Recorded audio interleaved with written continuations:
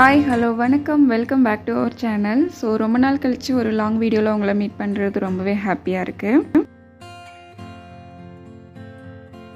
Recent டைம்ஸாக என்னோடய சப்ஸ்கிரைபர்கிட்ட இருந்து ஒரு கமெண்ட் வந்துகிட்டே இருந்தது. உங்களோட வீடியோஸ் பார்க்குறதுக்கு ரொம்ப நல்லாயிருக்கு, ரொம்ப மோட்டிவேட்டிங்காக இருக்குது, வீட்டை நீட்டாக க்ளீனாக ஆர்கனைஸ்டாக வச்சுக்கிறதுக்கு ஏதாவது டிப்ஸ் கொடுங்க அப்படின்னு சொல்லி ஷேர் பண்ணியிருந்தாங்க.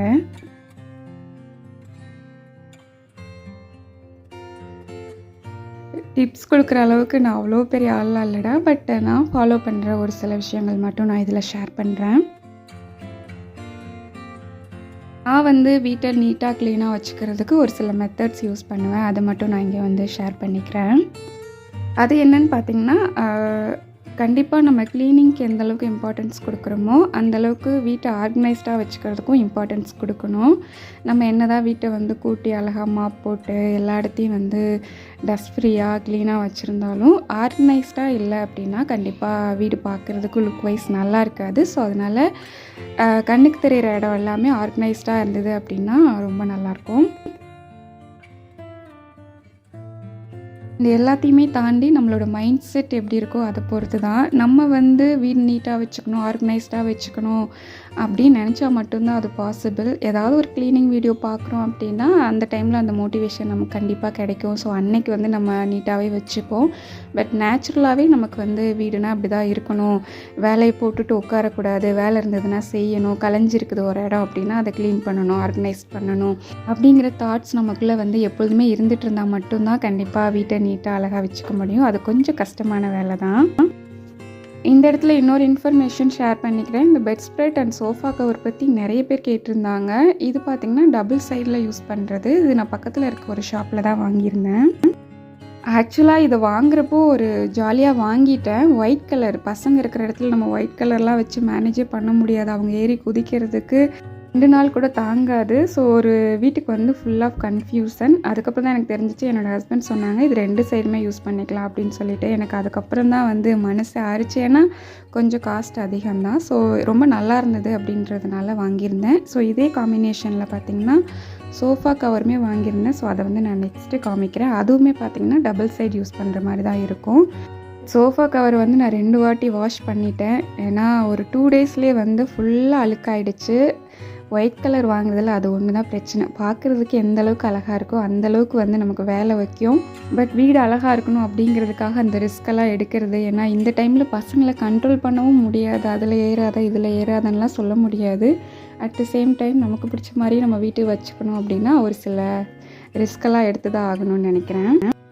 இன்னொரு டிப்ஸ் என்னென்னு பார்த்தீங்கன்னா, வீடு அழகாக தெரியணும் அப்படின்னா நீங்கள் யூஸ் பண்ணுற ஸ்க்ரீன் கவர், சோஃபா கவர் இதெல்லாம் கொஞ்சம் கலர் காம்பினேஷன்ஸ் பார்த்து வாங்கலாம். ஓவராக டிசைன் இல்லாமல், ஓவராக ஃப்ளாரல் டிசைன்லாம் இல்லாமல் கொஞ்சம் கரெக்டான கலர்லாம் சூஸ் பண்ணி நம்ம வீட்டுக்கு ட்ரை பண்ணோம் அப்படின்னா அதுவுமே ஒரு நல்ல லுக் கிடைக்கும். நானுமே ஒரு சில விஷயங்கள் மாற்றணும். பட் நாங்கள் கொஞ்சம் வீடு மாற்றலான்ற பிளானில் இருக்கிறதுனால நான் அந்தளவுக்கு இன்னும் மேக் ஓவர் கொடுக்கல. பட் கண்டிப்பாக வீடு மாற்றணும் அப்படின்னா அது இன்னும் வேறு லெவலில் ஒரு ட்ரான்சிஷன் கொடுப்போம். பட் இப்போ அந்த ஐடியா இல்லை. கண்டிப்பாக வீடு மாற்றுறப்போ நான் அதை எல்லாமே ஷேர் பண்ணுறேன்.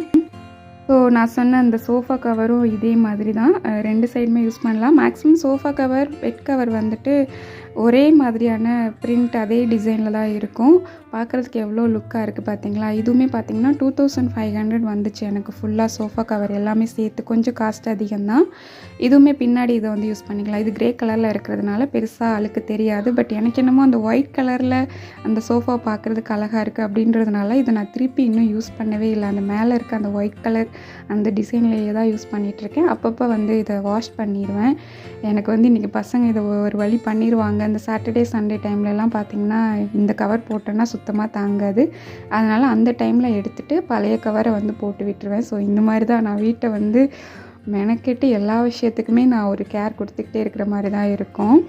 அதே மாதிரி இன்னொரு விஷயம் பார்த்திங்கன்னா, குட்டி குட்டி டெக்கார் ஐட்டம்ஸ் வாங்கி நம்ம வீட்டுக்கு ட்ரை பண்ணலாம். இதெல்லாம் பார்த்திங்கன்னா 160 என்னமோ தான் வந்தது. பட் அந்த சோஃபா கிட்டே இதை ஒட்டுறப்போ பார்க்குறதுக்கு அவ்வளோ அழகாக இருந்தது. அதே மாதிரி இன்னொரு விஷயம் பிளான்ஸ், இன்டோர் பிளான்ஸ் எல்லாம் கொஞ்சம் ட்ரை பண்ணிங்க அப்படின்னாலும் வீடு ரொம்ப அழகாக இருக்கும்.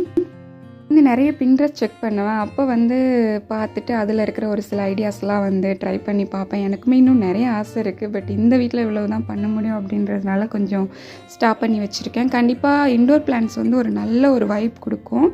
முடிஞ்சால் அதை வந்து அங்கங்கே வாங்கி ஏதாவது கார்னரில் வந்து இல்லை கண்ணுக்கு தெரிகிற இடத்துலலாம் கொஞ்சம் செட் பண்ணி வச்சிங்க அப்படின்னா வீடு ரொம்ப அழகாக இருக்கும். ஸோ ஓகே, எனக்கு இப்போ தெரிஞ்ச டிப்ஸ் எல்லாம் சொல்லியிருக்கேன். கண்டிப்பாக நெக்ஸ்ட் விலாக்லேயும் இன்னும் நான் என்னெல்லாம் ஆட் பண்ணலாம் அப்படின்றதையும் ஷேர் பண்ணுறேன். ஸோ அது இப்போ வந்துட்டு நான் டிமார்ட்லேருந்து ஒரு சில திங்ஸ் எல்லாம் வாங்கிட்டு வந்திருந்தேன். ஸோ அதெல்லாம் ஷேர் பண்ணுறேன். ஸோ அதுக்கு முன்னாடி சூப்பராக ஒரு டீ போட்டுட்டு எனக்கு பிடிச்ச ப்ரோக்ராம் வந்து டிவியில் கனெக்ட் பண்ணியாச்சு. நான் எப்பொழுதுமே வேலை பார்க்க போகிறேன் அப்படின்னா பேக்ரவுண்டில் எனக்கு பிடிச்ச ஏதாவது மியூசிக் இல்லை எனக்கு பிடிச்ச ஏதாவது விலாகிங் சேனல் இது மாதிரி போட்டு விட்டுட்டு நான் வேலையை செய்ய ஸ்டார்ட் பண்ணுவேன். அது எனக்கு ஒரு மாதிரி நல்ல ஒரு மோட்டிவேஷன் கொடுக்கும். இது பார்த்திங்கன்னா ஒரு சூப்பரான பவுல் செராமிக்ஸில் வரும். எனக்கு ரொம்ப பிடிச்சிருந்தது. ரொம்ப நாளாக வாங்கணும்னு நினச்சிட்டு இருந்த ஒரு பவுல். இது பார்த்திங்கன்னா 80 rupees. ரொம்ப நல்லா இருந்தது. நல்ல வெயிட்டாக இருந்தது. பட் கீழெல்லாம் போட்டோம் அப்படின்னா ஃபுல்லாக உடஞ்சிடும். இருக்கிற இடம் தெரியாமல் உடஞ்சிரும்.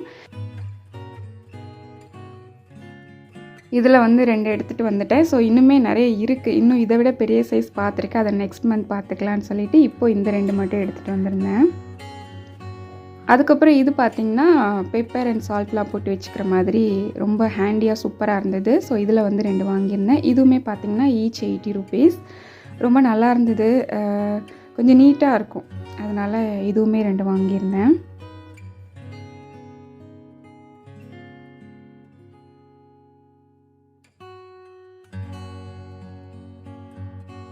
ரொம்ப நாளாக நான் வாங்கணும்னு நினச்ச ஒரு ப்ராடக்ட் இது ஆயில் கண்டெய்னர். நான் வந்து இந்த பாட்டில் என் கண்ணிலே படல. டிமார்ட் போகிறப்போ நார்மலாக அந்த ஆயில் கண்டெய்னர்லாம் இருக்குல்ல பாட்டில்ஸ் மாதிரி அதுதான் பார்த்துட்டு இருந்தேன். பட் இது பார்த்திங்கன்னா இதில் வந்து அந்த மெஷர்மெண்ட் இருக்கும். நம்ம எவ்வளோ ஆயில் யூஸ் பண்ணணும் அப்படின்ற மாதிரி அதில் வந்து நோட் பண்ணியிருப்பாங்க. ஸோ அது ரொம்ப நல்லா இருந்தது. இவ்வளோ தான் யூஸ் பண்ணணும் அப்படிங்கிற மாதிரி நமக்கு ஒரு ஐடியா இருக்கும். நானுமே ஆயில் விஷயத்தில் இன்னும் ரொம்ப கண்ட்ரோலாக இருக்கணும், ரொம்ப யூஸ் பண்ணணும்னு தோணுச்சு. ஸோ அதுக்கு வந்து இது ஒரு நல்ல ஆப்ஷனாக இருக்கும் அப்படின்னு சொல்லிட்டு இது வாங்கிட்டு வந்திருந்தேன். இதுவுமே பார்த்திங்கன்னா 170 rupeesன்னு நினைக்கிறேன். நல்ல வெயிட்டு. எனக்கு ரொம்ப பிடிச்சிருந்தது. கண்டிப்பாக நான் சஜஸ்ட் பண்ணுவேன் இதெல்லாம் வாங்கலான்னு சொல்லிட்டு. அண்ட் நெக்ஸ்ட் ஒன் பார்த்திங்கன்னா ஆயில் ஸ்ப்ரேயர். இதுவுமே அந்த பாட்டிலுக்கு பக்கத்துலேயே இருந்தது. ஸோ உடனே எடுத்தாச்சு. இதுவுமே வந்து ஒரு சூப்பரான ப்ராடக்ட்டு. நம்ம தோசைலாம் ஊற்றுறப்போ வேணுங்கிற ஆயிலை மட்டும் லைட்டாக ஸ்ப்ரே பண்ணோம் அப்படின்னாலே போதும். ரொம்ப நல்லா இருந்தது. இதுவுமே நல்ல வெயிட்டு. ஆக்சுவலாக இந்த ப்ராடக்ட்ஸ்க்கெலாம் கூட என் ஹஸ்பண்ட் ஓகே நீ வாங்கிக்கோ அப்படின்னாங்க. ஏன்னா அதில் கொஞ்சம் வெயிட்டாக இருந்தது. மெயின்டைன் பண்ணிடுவேன் அப்படின்ற ஒரு நம்பிக்கை இருந்தது. நான் ஆக்சுவலாக செராமிக் பிளேட்ஸ் வந்து பார்த்துட்டு இருந்தேன். அவங்க அதெல்லாம் நீ எடுக்கக்கூடாது அப்படின்னு சொல்லிவிட்டு அவங்க வந்து 4 பிளேட் எடுத்து கொடுத்தாங்க. நான் அதை வந்து இல்லை எனக்கு வேண்டாம், எனக்கு செராமிக் பிளேட்ஸ் தான் வேணும் அப்படின்னு சொல்லி அடம் பிடிச்சி இந்த பிளேட் எடுத்தேன். ஆக்சுவலாக இதில் 4 எடுத்து அவங்க சொல்லிட்டாங்க நோ எடுக்கக்கூடாது, நீ வேணும்னா இந்த மந்த்து ஃபுல்லாக அந்த பிளேட்டை நீ வந்து எப்படி யூஸ் பண்ணுற எப்படி ப்ராப்பராக பார்த்துக்கிறேன்னு பார்த்துட்டு அதுக்கடுத்த மந்த்து வாங்கித்தரேன் அப்படின்னு சொல்லிட்டு கடைசியாக ஒன்று வாங்கி கொடுத்தாங்க. ஸோ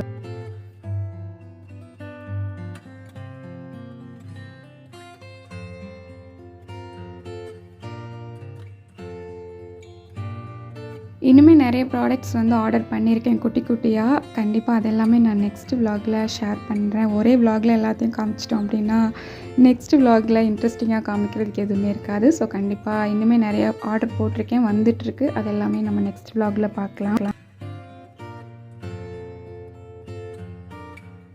அண்ட் இந்த வீடியோ கம்ப்ளீட்டாக பார்த்திங்கன்னா என்னோடய சப்ஸ்கிரைபர் சகானா பிரதீப் குமார்க்காக தான் நான் வந்து க்ரியேட் பண்ணேன். அவங்க தான் வந்து மெனக்கெட்டு என்னோடய வீடியோவை பார்த்து கீழே கமெண்ட் பண்ணியிருந்தாங்க.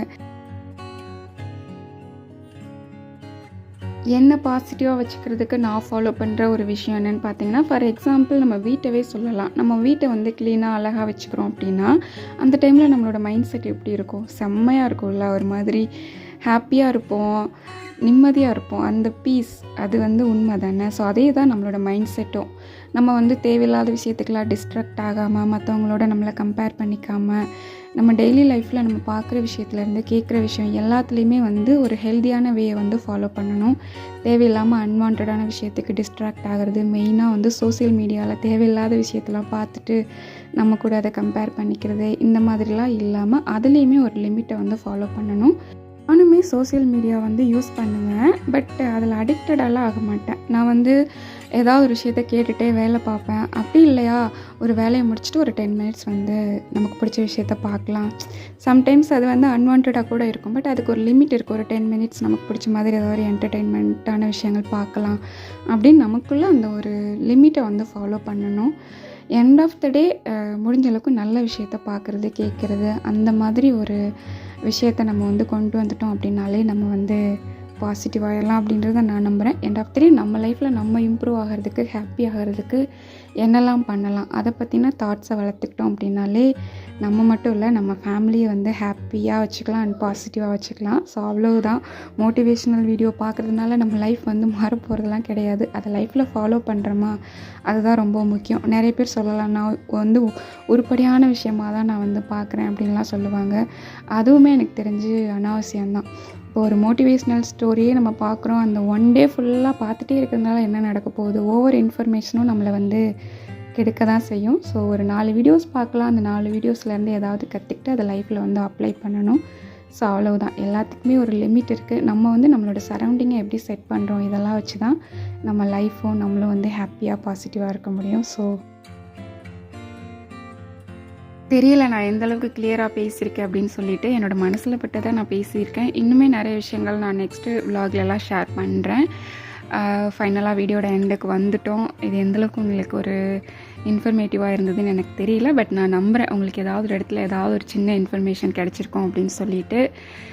கண்டிப்பாக வீடியோ பிடிக்கும் அப்படின்றதையும் நான் நம்புகிறேன். இன்னொரு இன்ட்ரெஸ்டிங்கான விலாகில் வந்து உங்களை மீட் பண்ணுறேன். Until then bye from Uma. Thanks for வாட்சிங் அண்ட் கீப் சப்போர்ட்டிங். பாய்.